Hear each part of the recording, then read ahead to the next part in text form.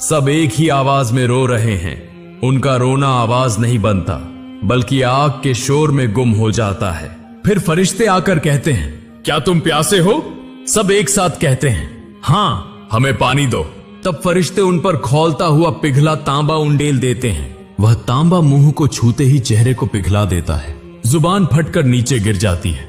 कोई रोना चाहता है मगर आंखों में पानी नहीं, क्योंकि आग ने उन आंसुओं को सुखा दिया है। इंसान के जिस्म का हर हिस्सा दर्द से कांप रहा है, मगर वह मरते नहीं। मौत के लिए फरियाद करते हैं, मगर मौत वहां नहीं आती। कोई हाथ जोड़कर कहता है, ऐ हमारे रब, हमें यहां खत्म कर दे। जवाब में फरिश्ते कहते हैं, तुम्हारे लिए अब मौत नहीं।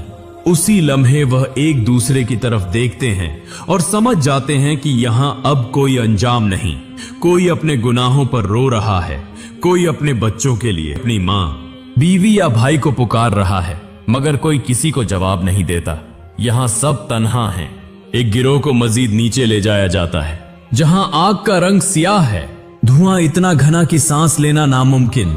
वहां हवा के बजाय आग की जहरीली गैस है, जो सांस के साथ जिस्म को अंदर से फाड़ देती है। फरिश्ते कहते हैं, तुम तो कहते थे जहन्नुम कुछ नहीं, अब देखो कैसी है। वह आसमान की तरफ हाथ उठाकर कहते हैं, हे अल्लाह, हम अपने गुनाहों का इकरार करते हैं, हमें यहाँ से निकाल दे।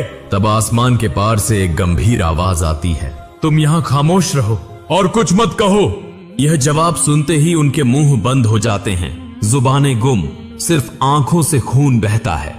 वह समझ जाते हैं कि यह आखिरी ऐलान है, अब कोई मौका नहीं। दूर से जन्नत वाले उन शोलों को देखकर लरज उठते हैं। जन्नत के दरवाजों से वह